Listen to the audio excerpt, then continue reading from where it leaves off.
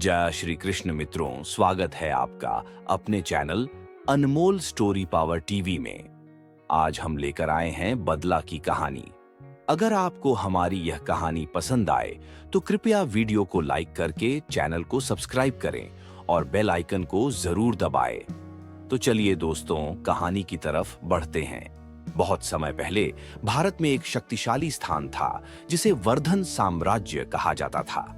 यह साम्राज्य समृद्ध, मजबूत और सुंदर परंपराओं के लिए प्रसिद्ध था। इस साम्राज्य का राजा वर्धन था, जो बहादुर, न्यायप्रिय और दयालु होने के लिए प्रसिद्ध था। वर्धन साम्राज्य के मध्य में एक सुंदर महल था और वहां के लोग सुख और शांति से रहते थे। सभी लोग सोचते थे कि प्राचीन काल में यह साम्राज्य सर्वश्रेष्ठ था, लेकिन जैसे जैसे साल बीतते गए यह अपनी ताकत खोने लगा। एक समय की बात है, वर्धन नाम का एक राजा था जिसका प्रताप नाम का एक बेटा था। प्रताप एक दयालु और बहादुर युवक थे जो कोई भी बड़ा निर्णय लेने से पहले हमेशा अपने पिता की सलाह सुनते थे। वह अपने पिता की निष्पक्षता और साहस की प्रशंसा करते थे और हमेशा उनका मार्गदर्शन चाहते थे। हालांकि प्रताप को क्या पता था कि एक दिन उनके पिता की महानता उनके लिए भी कुछ समस्याएं ला सकती है। एक बार की बात है, वर्धन नाम का एक राजा था। उसके पास ब्रह्मदत्त नाम का एक बहुत ही चतुर और चालाक मंत्री था। ब्रह्मदत्त एक बड़ा विचार लेकर राजा के पास आया। उन्होंने कहा, राजा, यदि आप हमारे राज्य को सुरक्षित रखना चाहते हैं तो हमें इसे बड़ा और मजबूत बनाना होगा। जो कोई भी हमें चोट पहुंचाने की कोशिश करेगा, हमें उससे लड़ना चाहिए। राजा को लगा कि ब्रह्मदत्त की योजना सार्थक है और वह उसके सुझाव पर अमल करने को तैयार हो गया। इस विकल्प ने साम्राज्य को कमजोर बना दिया। साम्राज्य को बड़ा बनाने की कोशिश करना, दुश्मनों से लड़ना और उन्हें कमजोर करने की कोशिश करना वास्तव में सभी के लिए थका देने वाला था। प्रजा दुखी रहने लगी। राजा वर्धन को एक निष्पक्ष शासक के रूप में देखने के बजाय उन्होंने यह सोचना शुरू कर दिया कि वह बहुत सख्त थे और साम्राज्य के विस्तार के बारे में गलत निर्णय ले रहे थे।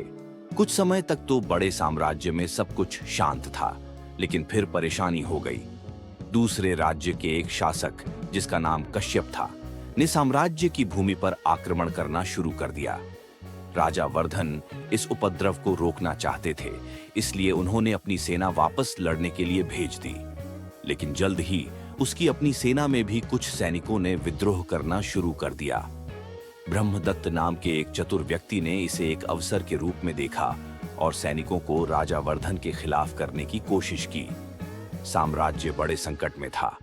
राजा वर्धन, जो अपने राज्य की बहुत परवाह करते थे, अब थके हुए और बिल्कुल अकेले महसूस करने लगे।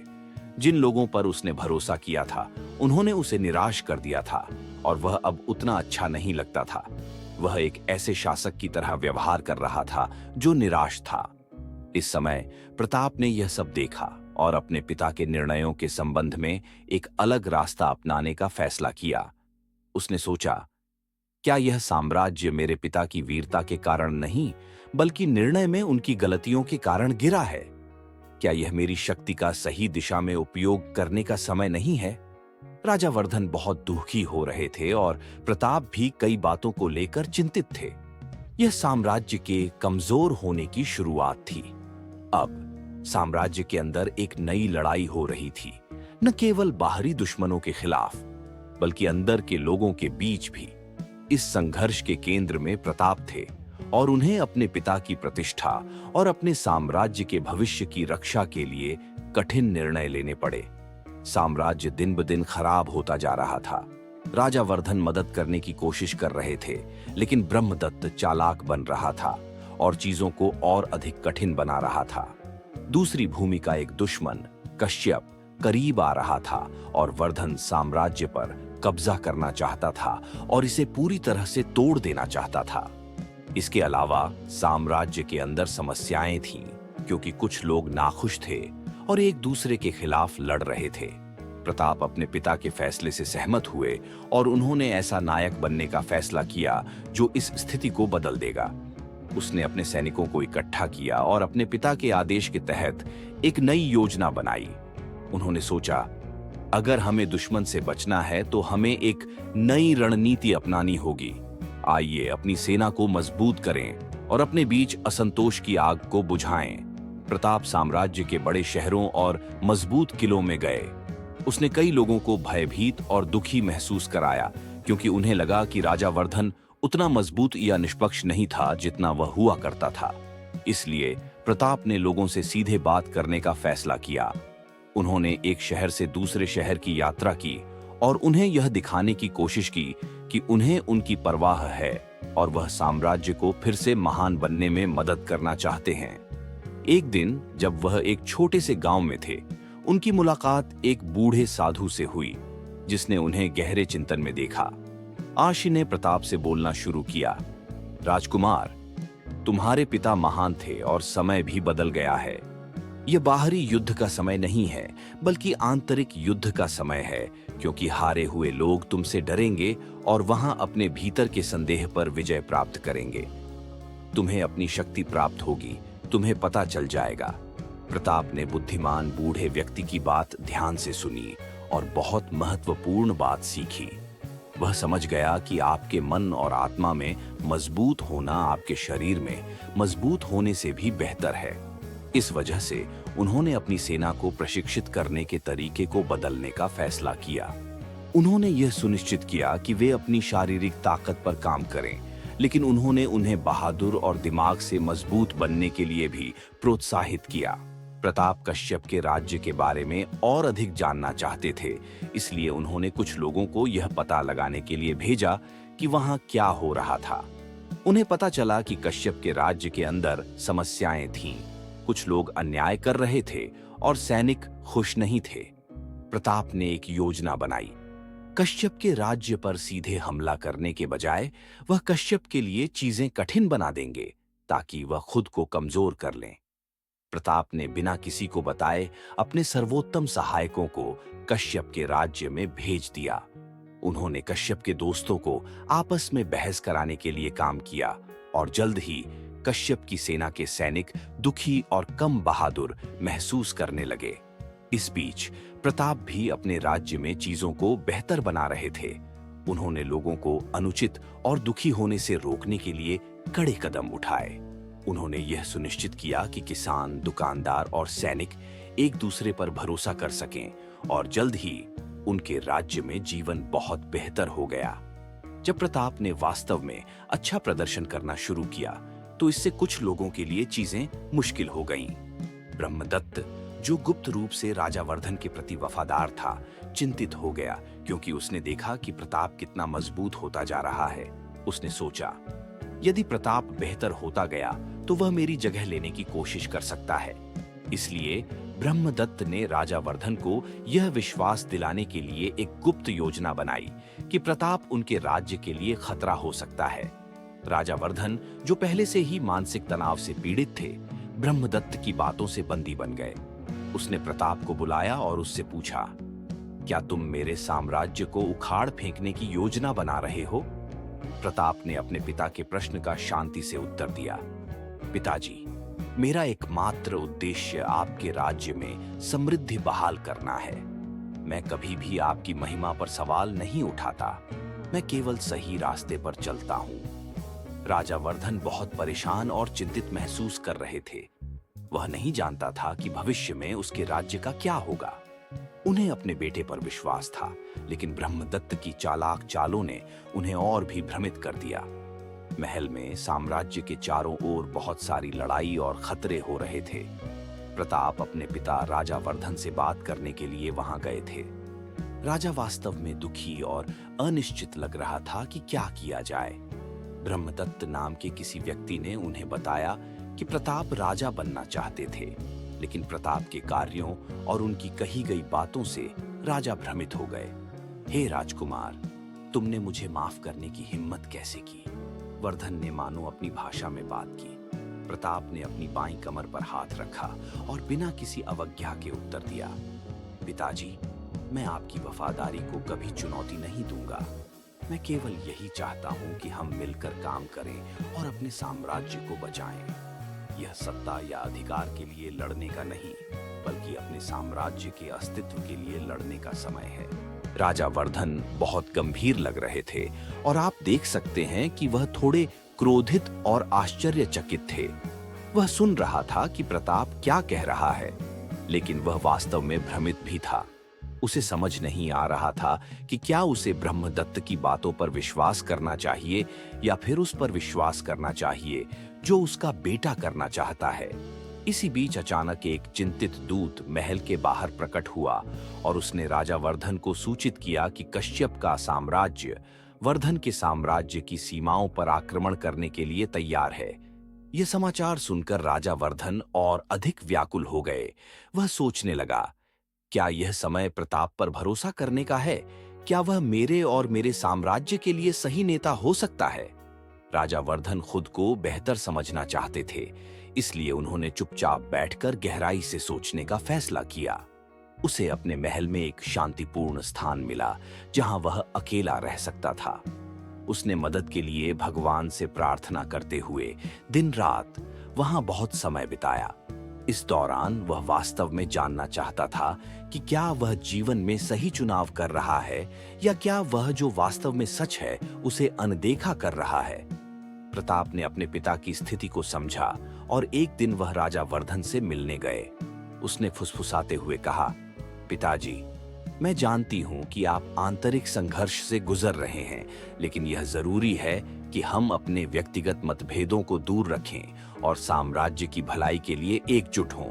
हमें सच्चाई की खोज करनी चाहिए और सच्चाई ही कुंजी होगी हमारी सफलता। राजा वर्धन ने प्रताप की आंखों में देखा और महसूस किया कि उनका पुत्र वास्तव में अपने कर्तव्यों के प्रति पूरी तरह समर्पित था।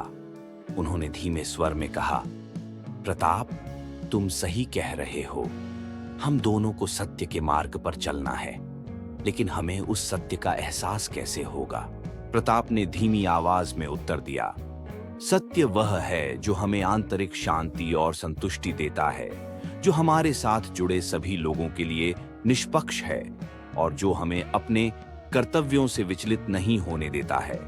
यदि बाहर से शत्रु नहीं है, तो यह कदम यह भी इंगित करता है कि हमें भीतर के संदेह और भ्रम से लड़ने की जरूरत है। राजा वर्धन ने प्रताप की बात ध्यान से सुनी। इसने उसे बहुत सोचने पर मजबूर किया और उसे एहसास हुआ कि अब समय आ गया है कि वह स्वीकार करे कि वह गलत था और सच्चाई की तलाश करे। वह समझ गया था कि यह यात्रा आसान नहीं होगी, लेकिन वह बहादुर था और अपने राज्य और अपने लोगों के लिए सबसे अच्छा काम करने के लिए तैयार था। राजा वर्धन ने अपने सहायकों और सैनिकों को इकट्ठा किया और अपने राज्य को सुरक्षित रखने के लिए एक खास नया विचार साझा किया। कश्यप का सामना करने के लिए उन्हीं पुराने तरीकों का इस्तेमाल करने के बजाय उन्होंने कुछ अलग करने का फैसला किया। वह चाहते थे कि उनकी सेना न केवल लड़ाई में बल्कि उनके दिमाग और दिल में भी मजबूत हो। राजा वर्धन ने प्रताप को सेना का प्रभारी बना दिया। इसका मतलब यह था कि प्रताप न केवल अपने पिता के बाद अगले राजा बनने जा रहे थे, बल्कि उनके पास अपनी भूमि की रक्षा करने और इसे बेहतर भविष्य की ओर ले जाने में मदद करने का एक बड़ा काम भी था। राजा वर्धन को एहसास हुआ कि उन्हें ब्रह्मदत्त से सच्चाई का पता लगाने की जरूरत है। वह समझ गए कि ब्रह्मदत्त की चालाक हरकतें उनके राज्य के लिए समस्याएं पैदा कर रही थीं। अब राजा वर्धन इस बेईमान सलाहकार से छुटकारा पाना चाहते थे ताकि वह अपने राज्य को बेहतर बनाने में मदद करने के लिए अच्छे विकल्प चुन सकें। राजा वर्धन और प्रताप ने मिलकर सच्चाई का पता लगाया। उन्होंने अपने राज्य की मदद करने का फैसला किया जो मुश्किल में था। यह राज्य को ठीक करने और इसे एक बेहतर जगह बनाने की शुरुआत थी जहां सभी के साथ उचित व्यवहार किया जाएगा और वे खुशी से रहेंगे। राजा वर्धन और प्रताप ने अपने राज्य की मदद के लिए मिलकर काम करने का फैसला किया। वे सभी को सुरक्षित रखने और चीजों को बेहतर बनाने की कोशिश कर रहे थे, लेकिन समस्याएं थीं क्योंकि ब्रह्मदत्त कुछ गुप्त योजना बना रहा था और कश्यप का राज्य खतरे में था। चीजें फिर से पेचीदा होने लगी थीं और एक नई योजना बनने लगी थी जो परेशानी पैदा कर सकती थी। ब्रह्मदत्त राजा वर्धन और प्रताप के बीच परेशानी पैदा कर रहा था, जैसे दो दोस्तों को लड़वा रहा हो। अब वह अपनी अगली गुप्त चाल की योजना बना रहा था। वह कश्यप नामक दूसरे राज्य से गुप्त रूप से बातचीत करने लगा। लक्ष्य राज्य को अंदर से कमजोर बनाना था, ताकि वह अकेले ही महल का सबसे शक्तिशाली व्यक्ति बन सके। ब्रह्मदत्त और कश्यप गुप्त मित्र बन गए और उन्होंने साम्राज्य के प्रभारी प्रताप से छुटकारा पाने की योजना बनाई। कश्यप ने अपने गुप्त सहायकों को वर्धन साम्राज्य में भेजा, ताकि सैनिकों को दुखी किया जा सके और प्रताप के बारे में झूठ बोलकर उन्हें अपने खिलाफ किया जा सके। प्रताप अपने पिता के साथ अपने राज्य को फिर से मजबूत बनाने के लिए वास्तव में कड़ी मेहनत कर रहे थे। उनका मानना था कि उन्हें कोई नहीं रोक सकता, लेकिन जल्द ही उसने देखना शुरू कर दिया कि चीजें सही नहीं थीं, क्योंकि उसके कुछ सैनिक भ्रमित दिख रहे थे और एक दूसरे पर भरोसा नहीं कर रहे थे। एक दिन प्रताप को एक गुप्त नोट मिला, जिसमें कहा गया था कि ब्रह्मदत्त उसके खिलाफ कुछ बुरा करने के लिए कश्यप के साथ एक गुप्त योजना बना रहा था। इस समाचार से प्रताप को बड़ा आश्चर्य हुआ। उसने तुरंत अपने पिता राजा वर्धन को बताया और वे दोनों इसके बारे में बहुत चिंतित हो गए। राजा वर्धन भ्रमित और दुखी थे। उन्हें याद आया कि कैसे उनके मंत्री ने कठिन विकल्प चुनकर उनके राज्य को मजबूत बनाने में मदद करने का वादा किया था, लेकिन अब ऐसा लग रहा है कि वही मंत्री राज्य को नुकसान पहुंचा रहा है। राजा वर्धन को एहसास हुआ कि ब्रह्मदत्त की चाल के कारण उनका साम्राज्य कमजोर हो रहा है और वह इस बारे में बहुत शांत और चिंतित महसूस करते थे। प्रताप के मन में उसकी सहायता के लिए एक नया विचार आया। उन्होंने ब्रह्मदत्त क्या कर रहा है उस पर नजर रखने और उसकी गुप्त योजनाओं का पता लगाने के लिए जासूसों की एक टीम बनाने का फैसला किया। लेकिन जब ब्रह्मदत्त को इसके बारे में पता चला तो उसने प्रताप के लिए मुसीबतें खड़ी करने के लिए और भी अधिक मेहनत करना शुरू कर दिया। ब्रह्मदत्त ने कश्यप के सैनिकों को वर्धन साम्राज्य में घुसने के लिए कहा। वह एक गुप्त योजना लेकर आया ताकि ऐसा लगे कि वे बुरे हैं और प्रताप की सेना को धोखा दे रहे हैं। कुछ बेईमान और लालची सेना अधिकारी ब्रह्मदत्त के साथ काम कर रहे थे और वे प्रताप के लिए परेशानी पैदा करने की योजना बना रहे थे। कश्यप राज्य को कमजोर बनाने के लिए उसके किनारे पर छिपकर हमला करना चाहते थे, लेकिन ब्रह्मदत्त की योजना कुछ और थी। वह इस गुप्त हमले का उपयोग प्रताप से छुटकारा पाने के लिए करना चाहता था, ताकि वह सत्ता संभाल सके और स्वयं राजा बन सके। राजा वर्धन और प्रताप जानते थे कि वे कठिन परिस्थिति में हैं। उन्हें एहसास हुआ कि उन्हें बाहर के दुश्मनों से लड़ना था, लेकिन उन्हें अंदर के कुछ लोगों से भी निपटना था जो उनके पक्ष में नहीं थे। प्रताप ने सोचा कि ब्रह्मदत्त की गुप्त योजनाओं के बारे में सभी को बताना एक अच्छा विचार है। इसलिए उसने सभी को ब्रह्मदत्त के बारे में सच्चाई दिखाने में मदद करने के लिए अपने वफादार दोस्तों और सैनिकों को इकट्ठा किया। राजा वर्धन ने एक गुप्त बैठक की, जिसमें उन्होंने अपने मंत्रियों और सैन्य अधिकारियों से स्पष्ट रूप से कहा, हमारे साम्राज्य की अखंडता और सुरक्षा अब हमारी एकता पर निर्भर करती है। हमें बाहरी दुश्मनों की तुलना में आंतरिक विश्वासघात और साजिशों से अधिक निपटना है। ब्रह्मदत्त की हरकतें टिक नहीं सकती हमसे छिपा हुआ। लोगों को ब्रह्मदत्त की सच्चाई नजर आने लगी। धीरे धीरे साम्राज्य के सभी लोगों और सैनिकों को एहसास हुआ कि उसे वास्तव में साम्राज्य की मदद करने की कोई परवाह नहीं है। वह सिर्फ अपने लिए और अधिक शक्तिशाली बनना चाहता था। मुसीबत अभी खत्म नहीं हुई थी। कश्यप ने अपने सैनिकों को वर्धन साम्राज्य की भूमि में घुसने के लिए कहा, जिसका मतलब था कि जल्द ही एक बड़ी लड़ाई होने वाली थी। ये लड़ाई सिर्फ उनके घर की रक्षा के बारे में नहीं थी, ये अपने लिए खड़े होने और किसी को निराश न करने के बारे में भी था। राजा वर्धन, प्रताप और उनके सैनिकों का एक मुख्य लक्ष्य था, अपने राज्य को सुरक्षित रखना और बुरे लोगों के खिलाफ जीत हासिल करना। इस बार वे सिर्फ हथियारों से नहीं लड़ रहे थे, वे विश्वास, ईमानदारी और जो सही है उसके लिए भी लड़ रहे थे। साम्राज्य में एक बड़ा तूफान आ रहा था, जिससे सब कुछ अस्त व्यस्त हो गया था। कश्यप का साम्राज्य वर्धन साम्राज्य की भूमि में घुस गया था और अब लड़ाई केवल बाहरी दुश्मनों के खिलाफ नहीं थी, बल्कि अंदर के लोगों की गुप्त चालों के खिलाफ भी थी। राजा वर्धन और प्रताप ने मिलकर इस समस्या से निपटने के लिए सेना में शामिल होने का फैसला किया। लेकिन यह लड़ाई सिर्फ सैनिकों से लड़ने की नहीं थी, यह साम्राज्य के हृदय और आत्मा की रक्षा के बारे में भी था। राजा वर्धन ने प्रताप से कहा कि वह अपनी सेना को युद्ध के लिए तैयार कर ले। प्रताप ने लड़ाई की योजना बनाने के लिए अपने सर्वश्रेष्ठ नेताओं और सहायकों को बुलाया। शुरू करने से पहले उन्होंने सुनिश्चित किया कि हर कोई एक दूसरे पर भरोसा करे और योजना को समझे। उन्होंने समझाया कि यह युद्ध उनके राज्य को सुरक्षित रखने के लिए बहुत महत्वपूर्ण था और जीतने के लिए उन्हें एक दूसरे के प्रति मजबूत और ईमानदार होने की आवश्यकता थी। प्रताप ने कहा, हमारी ताकत हमारी सेना में नहीं बल्कि हमारे दिलों में है। यह युद्ध न केवल शारीरिक है बल्कि मानसिक और आध्यात्मिक भी है। हमें विश्वासघात, छल और विश्वासघात को हराना होगा। राजा वर्धन वास्तव में अपनी पसंद के बारे में आश्वस्त थे, इसलिए उन्होंने प्रताप को युद्ध का प्रभारी बनने के लिए कहा। उनका मानना था कि प्रताप को अपने राज्य का नियंत्रण अपने हाथ में लेने और यथासंभव सर्वोत्तम तरीके से मार्गदर्शन करने का यह सही समय है। इसके बाद प्रताप, उनके पिता और उनके सैनिक कश्यप की बड़ी सेना का सामना करने के लिए सीमा पर चले गए।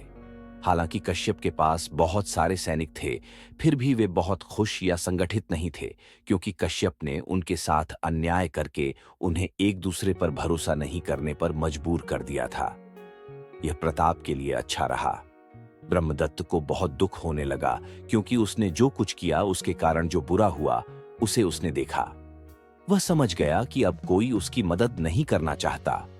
दूसरों को चोट पहुंचाने की कोशिश करने के बजाय वह अपने लिए एक सुरक्षित स्थान खोजना चाहता था। उसने मुसीबत में पड़ने से बचने के लिए कड़ी मेहनत की, लेकिन प्रताप ने उसे पकड़ लिया था और उसके जाने की कोई जगह नहीं थी। प्रताप और कश्यप के बीच बड़ी लड़ाई शुरू होने वाली थी। ये केवल तलवारों और ढालों की लड़ाई नहीं थी, ये लोगों के दिल और दिमाग में भी एक संघर्ष था। प्रताप ने कश्यप के सैनिकों को भ्रमित और अनिश्चित महसूस कराने के लिए एक चतुर योजना बनाई। परिणाम स्वरूप कश्यप के कुछ सैनिकों ने प्रताप के साथ शामिल होने का फैसला किया। इस परिवर्तन से प्रताप को युद्ध जीतने में सहायता मिली। जैसे ही प्रताप ने कश्यप की सेना को पीछे धकेला, कश्यप को एहसास हुआ कि उनका साम्राज्य ढहने वाला है। वह खुद को बचाने के लिए भागा, लेकिन प्रताप ने उसे पकड़ लिया। कश्यप अब अकेले और हार गए, अपने घुटनों पर गिर गए और कहा, प्रताप, तुमने मुझे हरा दिया है, लेकिन तुम्हें मुझे दंडित करने का कोई अधिकार नहीं है। मुझे रिहा करो और मैं तुम्हारे साम्राज्य को फिर से चुनौती नहीं दूंगा। प्रताप ने उसकी ओर देखा और कहा, तुम्हारा अपराध सिर्फ तुम तक ही सीमित नहीं है कश्यप। आपके बुरे इरादों ने न केवल हमारे साम्राज्य को बल्कि पूरे क्षेत्र को खतरे में डाल दिया है। लेकिन मैं तुम्हें केवल यही सिखाऊंगा कि लालच और छल साम्राज्य को नहीं बचा सकते। प्रताप ने कश्यप को जीवित रहने देने का फैसला किया, क्योंकि वह चाहते थे कि वह अपने गलत विकल्पों को देखें और दूसरे लोगों के साम्राज्य को फिर से चोट न पहुंचाना सीखें। इसी समय ब्रह्मदत्त का अंत भी निकट था। जब प्रताप ने उसे पकड़वाया तो उसे उसके सारे कर्मों की सजा मिली। ब्रह्मदत्त ने अपनी चुप्पी तोड़ी और स्वीकार किया, मैंने ऐसा केवल अपने स्वार्थ के कारण किया था। मुझे अपनी गलती का एहसास हो गया है, लेकिन अब पछताना क्या होगा जब चिड़िया चुग गई खेत। प्रताप को एहसास हुआ कि उसने जो किया वह गलत था, इसलिए उसने उसे दंड देने का फैसला किया। उन्होंने यह सुनिश्चित किया कि उस व्यक्ति को बाकी सभी लोगों से दूर रखा जाए, ताकि वह अन्य स्थानों पर और अधिक परेशानी न पैदा कर सके। साम्राज्य अब शांत और शांतिपूर्ण था। यह शांति इसलिए हुई क्योंकि अब बाहर युद्ध नहीं हुए और साम्राज्य के अंदर हर कोई वही मानने लगा जो सही और निष्पक्ष था। राजा वर्धन और प्रताप ने अपने साम्राज्य के लिए एक मजबूत नई शुरुआत करने के लिए मिलकर काम किया। यह नई शुरुआत सिर्फ एक मजबूत सेना के बारे में नहीं थी, बल्कि सभी के प्रति सच्चा, ईमानदार और निष्पक्ष होने के बारे में भी थी। राजा वर्धन ने अपने पुत्र प्रताप को नया सम्राट बनाने का निर्णय लिया। प्रताप ने एक अच्छा नेता बनने और सभी के लिए निष्पक्ष निर्णय लेने का वादा किया। कार्यभार संभालने के साथ वर्धन साम्राज्य एक नए समय की शुरुआत कर रहा था, जहां ईमानदारी और निष्पक्षता महत्वपूर्ण थी और लोग फिर से शांति से रह रहे थे। बहुत समय पहले वर्धन साम्राज्य बहुत सारी लड़ाइयों और गुप्त चालों से गुजरा था, लेकिन अब चीजें फिर से शांतिपूर्ण हैं। राजा वर्धन और प्रताप ने ईमानदार और निष्पक्ष रहकर अपने साम्राज्य को मजबूत बनाने के लिए मिलकर काम किया। अब प्रताप बदल गया है और लोग उससे प्यार करते हैं, क्योंकि वह सभी को खुश करने और जो सही है उसे करने की परवाह करता है। वह यह सुनिश्चित करना चाहता है कि साम्राज्य में हर किसी का ख्याल रखा जाए और वे अच्छे मूल्यों का पालन करें।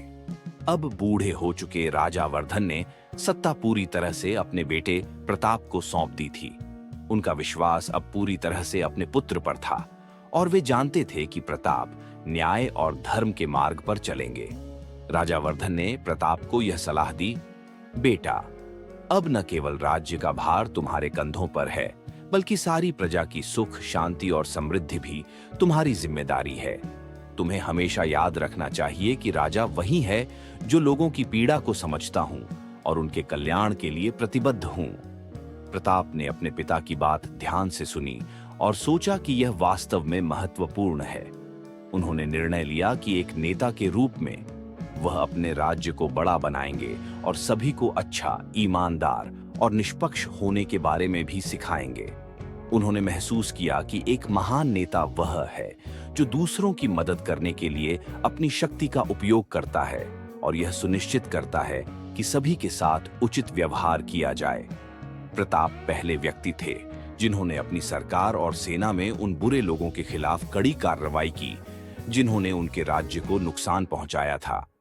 वह समझ गया कि अपने राज्य को एक खुशहाल और सफल स्थान बनाने के लिए उसे अच्छे और ईमानदार सहायकों की आवश्यकता है।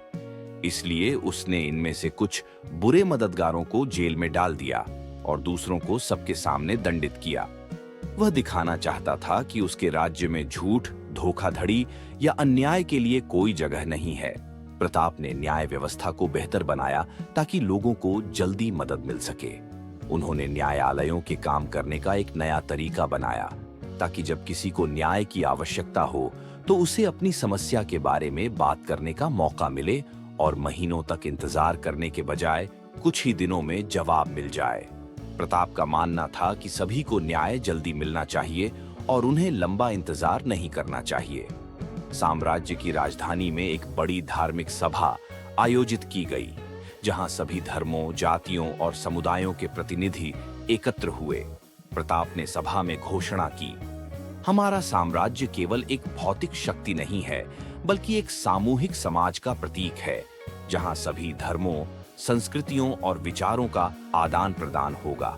हमारे साम्राज्य का मूल सिद्धांत धर्म है और धर्म केवल धार्मिक अनुष्ठानों तक सीमित नहीं है। धर्म का सच्चा रूप सत्य, ईमानदारी और मानवता की सेवा है। जब प्रताप ने यह घोषणा की तो साम्राज्य में सभी को वास्तव में महत्वपूर्ण महसूस हुआ। वह न केवल सभी को फिर से साथ लाने में मदद कर रहा था, बल्कि वह यह भी चाहता था कि हर कोई समझे कि वे साम्राज्य के हिस्से के रूप में क्या कर सकते हैं और उन्हें क्या करने की आवश्यकता है। प्रताप एक निष्पक्ष और दयालु नेता थे जो सही काम करने में विश्वास करते थे, जिसने उनके राज्य वर्धन साम्राज्य को रहने के लिए एक बेहतरीन जगह बना दिया। अपने लोगों के साथ उनके अच्छे व्यवहार और निष्पक्षता के नियमों का पालन करने के कारण दूर दूर के अन्य राजा उनके जैसा बनना चाहते थे और अपने राज्यों को भी बेहतर बनाने का फैसला किया। प्रताप एक अच्छे नेता थे जिन्होंने कभी भी अपनी शक्ति का इस्तेमाल बुरे कामों के लिए नहीं किया। जब उन्हें अपने राज्य के लिए चुनाव करना होता था तो वे हमेशा इस बारे में सोचते थे कि लोगों की क्या मदद होगी। उन्होंने ऐसे नियम और योजनाएं बनाने के लिए कड़ी मेहनत की जो उनके साम्राज्य में रहने वाले सभी लोगों के लिए अच्छे थे। राजा वर्धन, जो अब एक बूढ़े व्यक्ति थे, प्रताप के शासन कार्यों से बेहद प्रसन्न थे। उन्होंने गर्व से कहा, अब मुझे कोई चिंता नहीं है। मेरा साम्राज्य अब सुरक्षित हाथों में है। सत्य, न्याय और धर्म की नींव जो प्रताप ने रखी थी वह कभी नष्ट नहीं होगी। अंत निकट आ रहा था, लेकिन राज्य अब अच्छा चल रहा था। प्रताप ने अपने लोगों को ऐसी जगह रहने में मदद की जहां सभी के साथ निष्पक्ष व्यवहार किया जाता था और वे सुरक्षित महसूस करते थे। वे सही नियमों का पालन करते थे और सभी को अपने विचार साझा करने का मौका मिलता था। सिर्फ एक व्यक्ति के प्रभारी होने के बजाय सभी ने मिलकर राज्य की देखभाल की। यह कहानी हमें यह समझने में मदद करती है कि शक्तिशाली और प्रभारी होने का मतलब सिर्फ वही पाना नहीं है जो आप चाहते हैं। इसका मतलब है कि सभी के साथ निष्पक्ष और समान व्यवहार किया जाए। प्रताप ने हमें दिखाया कि एक अच्छे नेता को अपने लोगों की देखभाल करनी चाहिए और उनके जीवन को बेहतर बनाने के लिए काम करना चाहिए। उनकी यात्रा हमें सिखाती है कि सही काम करना मुश्किल हो सकता है, लेकिन यही असली सफलता और सम्मान लाता है। जब कोई नेता अपना काम ईमानदारी से करता है, तो वह न सिर्फ अपने राज्य की मदद करता है, बल्कि समुदाय के सभी लोगों की मदद करता है।